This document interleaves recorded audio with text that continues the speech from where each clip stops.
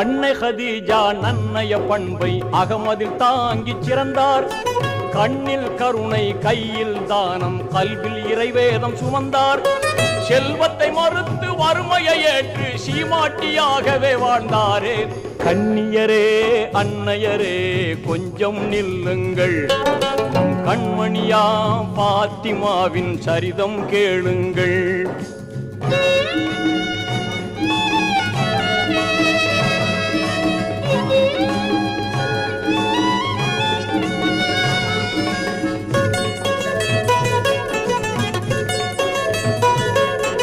வானவர் வாழ்த்த யாவரும் போற்ற வீரர் அலியை மணந்தார்.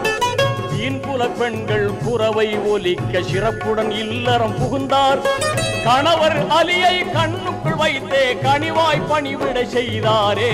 கண்ணியரே அன்னையரே